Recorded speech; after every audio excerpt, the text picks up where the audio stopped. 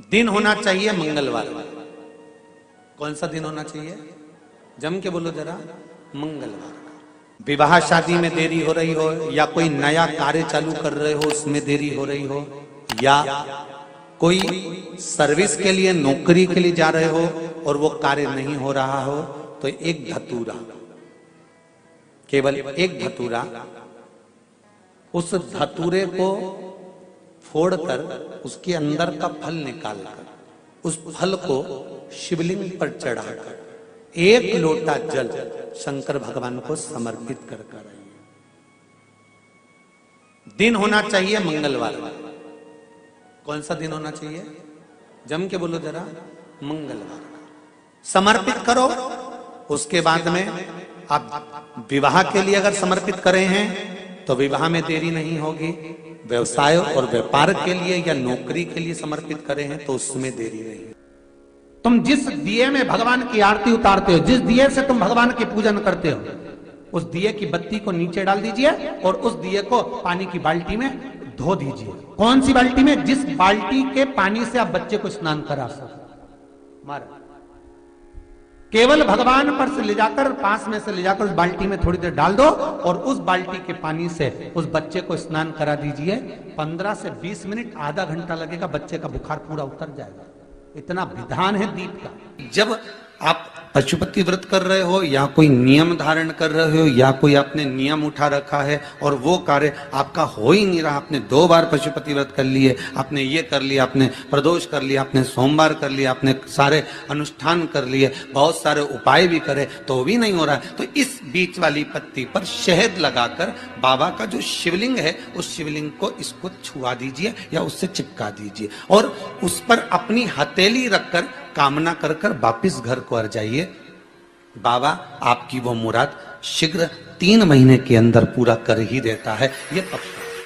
तो 3 नियम अपनी जिंदगी में धारण कर लें। अगर ठेला लगा रहे हैं रोड पर, अगर आपके पास में कोई व्यापार नहीं, कोई दुकान नहीं, कोई सर्विस नहीं, कोई नौकरी नहीं, 3 नियम जिंदगी में। पहला, एक बार जिंदगी में पशुपति व्रत अवश्य करो। दूसरा, प्रत्येक प्रदोष एक शंकर जी के मंदिर में दिया और एक अपने घर के दरवाजे पर दिया अवश्य लगाओ, प्रत्येक प्रदोष। और तीसरा नियम बना लो, शिवरात्रि महीने की आती है, हर महीने की शिवरात्रि में शंकर जी के मंदिर पर दिया, बेलपत्री के वृक्ष के नीचे दिया, आंवले के वृक्ष के नीचे दिया और अपने घर के दरवाजे पर दिया। ये 4 स्थान पर दिया। प्रत्येक महीने की शिवरात्रि पर लगाना प्रारंभ करो।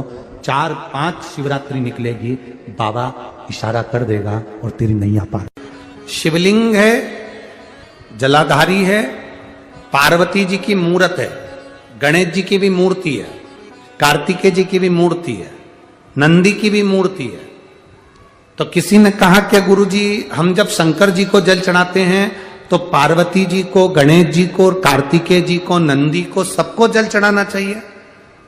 शिव महापुराण की कथा कहती है केवल शिवलिंग पर आपने जो जल समर्पित करा है वो जल पार्वती जी को भी मिल गया, गणेश जी को भी मिल गया, कार्तिकेय जी को भी मिल गया। उसके सिवाय तुम्हें ये नहीं कि यहां भी जल चढ़ाओ वहां भी जल चढ़ाओ, ना, केवल शंकर जी पे तुमने जल चढ़ा दिया, शिव पिंडी पर जल चढ़ा दिया, वो जल तुम्हें शंकर भगवान का चढ़ा हुआ जल सबको प्राप्त हो गया। अब उसमें तुम्हें ये नहीं सोचना कि मैंने पार्वती जी को तो स्नान कराया ही नहीं, मैंने गणेश जी को तो स्नान कराया ही नहीं, मैंने कार्तिकेय को तो स्नान कराया ही नहीं, ना ना ना। आज पंजाब की इस पवित्र भूमि पर अगर ये प्रसंग निकला है तो इसको आप अगर सुनेंगे तो आपका जीवन सार्थक होगा। शिव जी को 5 तरह से जल चढ़ाने का तरीका है। जैसे पंचामृत होता है, दूध, दही, शहद, घी, शक्कर, ये सब पंचामृत के अंतर्गत आते हैं, उसी तरह शंकर जी को 5 तरह से जल चढ़ाने का क्रम वर्णित किया गया। अब उसको समझेंगे, बहुत सावधानी से समझिएगा। पहला, जल लेकर आए, सीधे डायरेक्ट शंकर भगवान के शिवलिंग पर चढ़ा दिया, ये प्रथम जल का चढ़ाने का तरीका। दूसरा, जहां से पानी बहकर जाता है जहां से जल बहकर जा रहा है, उसके ठीक विपरीत जल उत्तर में जा रहा है, आप दक्षिण में खड़े होंगे और दक्षिण में खड़े होकर उत्तर की ओर मुख करेंगे और शिव जी को जल समर्पित करेंगे। ये रोग मुक्ति करने वाला है और हमारे रोग पर हमें विजय प्रदान करने वाला है। ये जल चढ़ाने का तरीका। एक सीधे मंदिर में गए, लोटा भरकर जल उठाया, शिव जी को चढ़ा दिया। दूसरा जल जहां से पानी बहता है, शिव जी का चढ़ा हुआ जल जहां से बहकर जाता है, उसके ठीक विपरीत में शिव जी का जल इधर जा रहा है तो तुम यहां खड़े हो, तुम यहां बैठो, यहां मत बैठना, यहां मत बैठना, इधर बैठो। अगर रोग का निवारण है तो यहां बैठकर। तीसरा, अशोक सुंदरी से जल चढ़ाते चढ़ाते शिवलिंग तक लेकर जाना और शंकर भगवान के शिवलिंग पर पूर्ण जल समर्पित करना। यह तीसरा तरीका। यह कार्य की सिद्धता के लिए। हम जब किसी से आस ना लगाकर परमात्मा से विनती करते हैं तो वो विनती करने का तरीका। तीसरा। चौथा, शिव जी पे चढ़ा हुआ जल 5 जगह पर समर्पित करना। गणेश जी, कार्तिकेय, अशोक सुंदरी, शिवलिंग और जलाधारी। ये चौथा क्रम है। और 5वां जल समर्पित करना।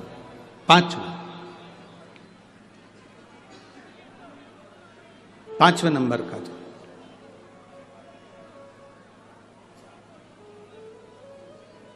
शिव जी को 5 नंबर का जो जल आता है, जो जलाधारी है, ऊपर जिसमें पानी भरा रहता है और नीचे एक एक बूंद टपकता रहता है, जलाधारी में जल समर्पित कर कर उसी जल को बचाकर अशोक सुंदरी वाली जगह पर थोड़ा सा चढ़ाकर उसी में से जल शिवलिंग पर जब हम समर्पित करते हैं तो हम जिस कार्य के लिए जा रहे हैं वो कार्य सफल हो।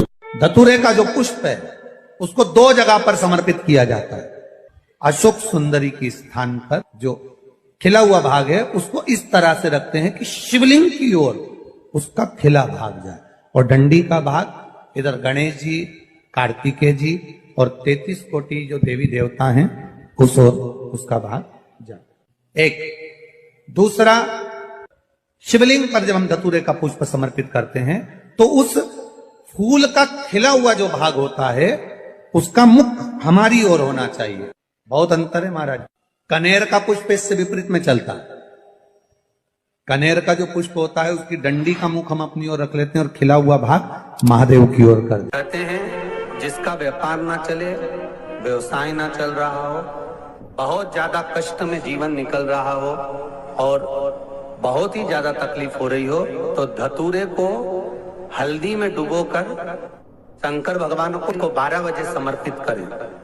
उस धतूरे को वापस उठा लाएं 5-10 मिनट के बाद, श्री शिवाय नमस्तुभ्यम बोलकर लाल कपड़े में उसको बांधकर व्यापार वाली जगह में कहीं पर भी उसको बांध दिया जाए।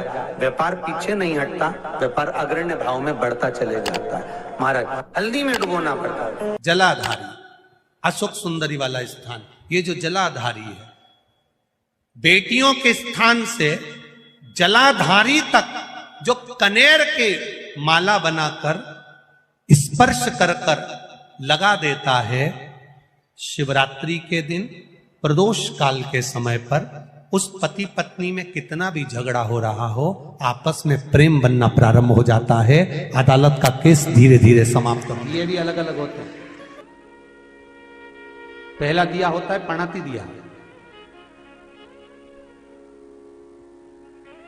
मैं चैनल वालों से कहूंगा, अगर आपके पास में क्योंकि हमने पहले भी कथा में कहा कि जिस जिस जगह का स्मरण कराएं उस जगह का फोटो भी आप दिखाएंगे तो उसका आनंद कथा सुनने वालों को, ऑनलाइन वालों को मिलेगा। पहला होता है पणती दिया। ये पणती दिया मट्टी का दीप, जिस दीप के अग्रभाग को थोड़ा सा बड़ा कर दिया जाता है, उसको पणती दिया कहते हैं। ये पणती दिया जब भी भगवान के सामने लगाया जाता है तो इस दिए को सम्मुख में जब रखा जाता है तो दिए का जो लौकी मुख होता है वो अपनी ओर होना चाहिए। पणती दिए की जो लो है, बाती है, उसका मुख अपनी ओर होना चाहिए। विष्णु पुराण कहती है अगर इस दिए की बाती भगवान की ओर रहती है